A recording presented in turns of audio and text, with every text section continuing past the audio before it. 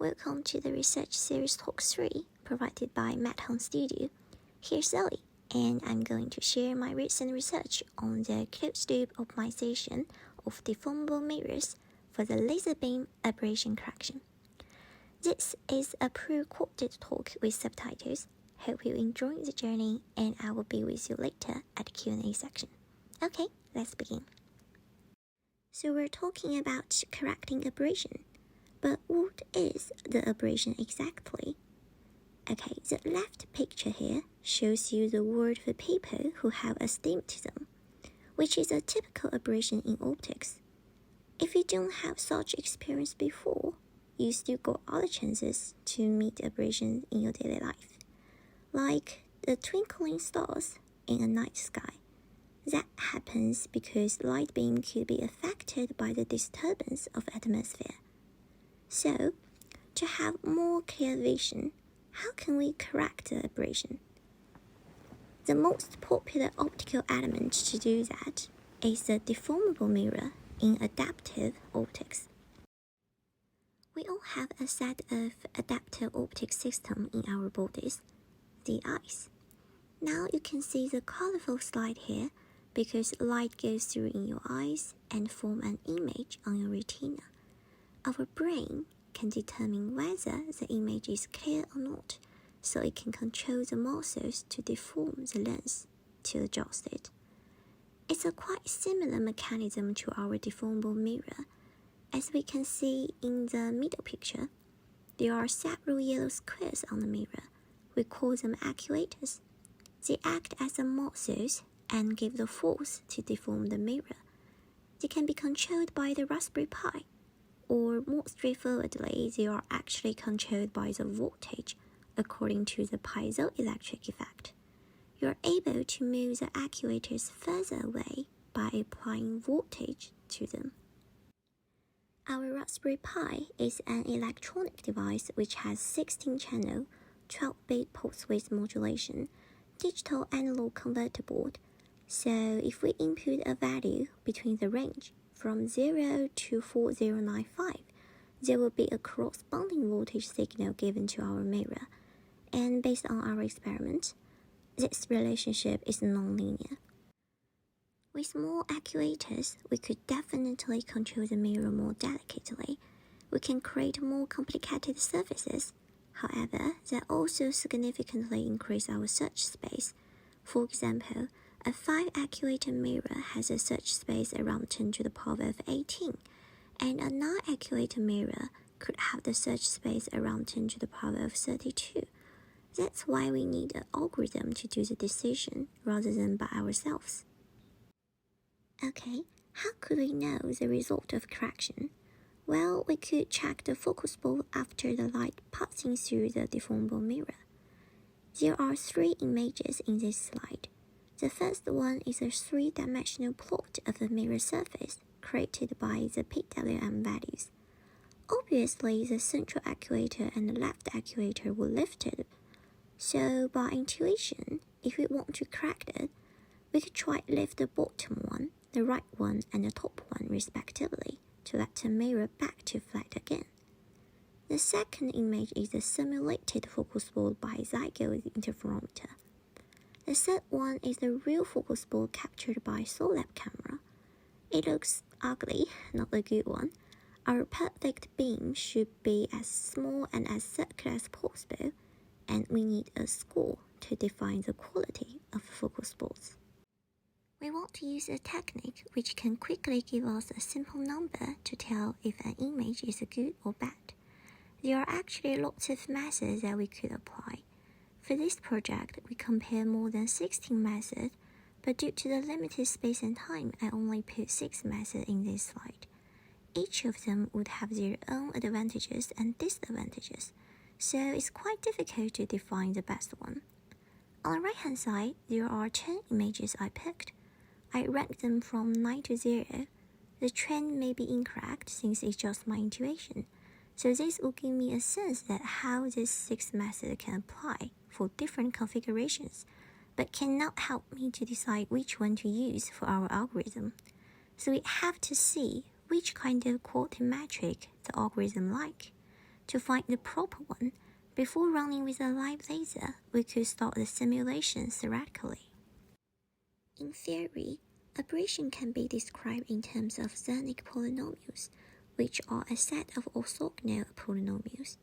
Each term of Zernike polynomial can represent a kind of aberration, and the coefficient associated to them are the amount of aberration. For example, tilt, astigmatism, defocus.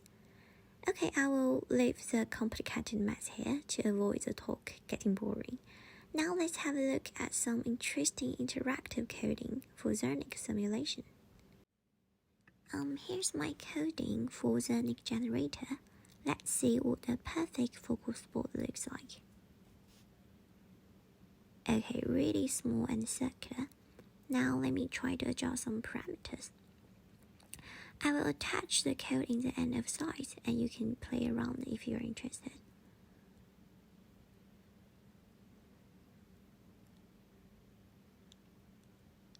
Alright, change. Let me try another one.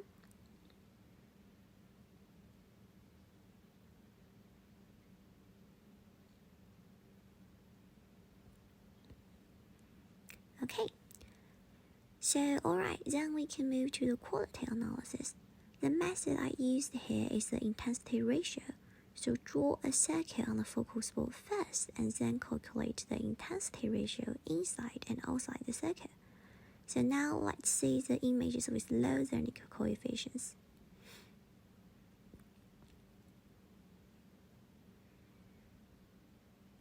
Okay, run it. And as you can see, the focal spot is moving. They are basically round. And the quality is high, close to 1.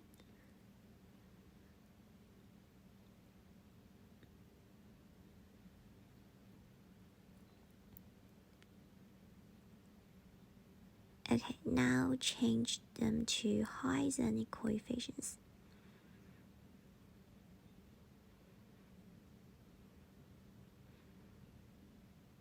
Okay, so yeah, now we have some nasty focal spots.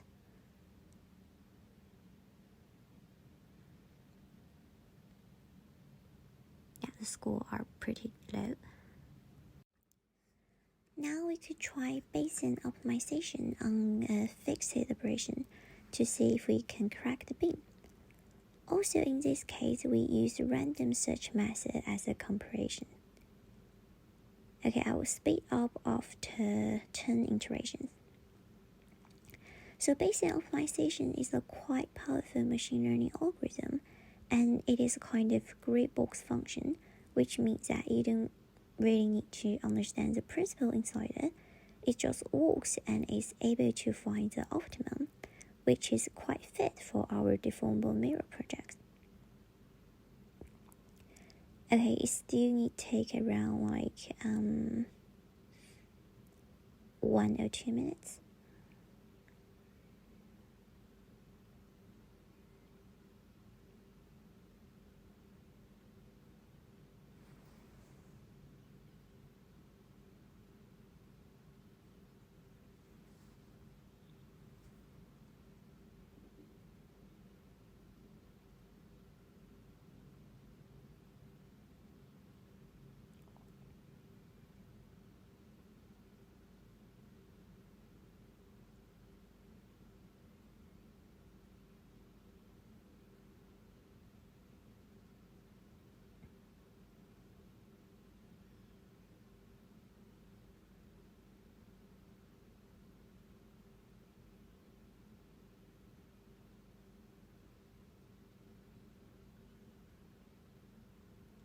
Okay, so now the focal spot looks really good and steady.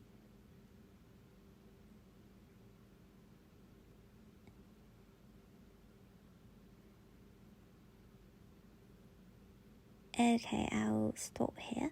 It's near the 19 iterations, and then we have a score which is 0.94.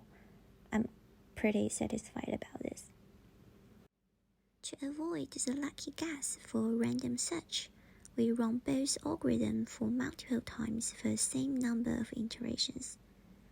As you can see here, in the first 20 iterations, both methods search randomly, so they have a similar trend. And around 40 iterations, Bayesian optimization wins. And after 100 iterations, there are some focus spots which have scores greater than 1, which means that they are even better than all zero Zernike terms. Since the simulation works, let's move on to the live laser. Here's a figure for our closed-loop system. Our 532nm styled laser will go to the fiber injection and come to focus first, then expand to pass through the collimation lens. It will enter the deformable mirror at an angle, so it will reflect the beam to another mirror, then go to the focusing lens to focus again, and come to the SOLAB camera. That's how we took the image. Then we apply the quality number analysis to the focal spot images and return the scores to our optimization algorithm. By running the algorithm, it will give us the suggested PWM values, and we send it to our Raspberry Pi to control the mirror. So it will go back to the mirror and run the loop again and again until our algorithm finds the optimum and tells us to stop. One thing to mention here is that the laboratory is running by Imperial College London, located at South Kensington. With the support provided by the Professor Roland Smith, we could use our laptop at home to remotely access the laboratory laptop, and then use the laboratory laptop to remote control the Raspberry Pi to do the coding. So we got lots of cable connections, software issues, hardware breakdowns, and a nightmare coding environment. Fortunately, we obtained the expected experimental results. We can clearly see that the Bayesian optimization is converging and performs better than random search in the end. Here I put an example to show the focal spot image before the optimization and after the optimization. Alright, so we have a solid proof that Bayesian optimization works well for this project.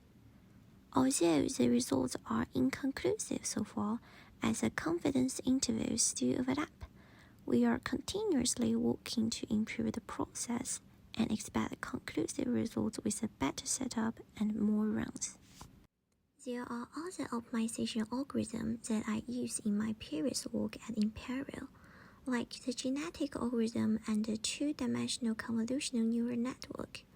So now we can further demonstrate the Bayesian optimization to enhance the performance, or we could go back to the noise reduction to understand the physical principle behind this, or we could compare these four algorithms together to study.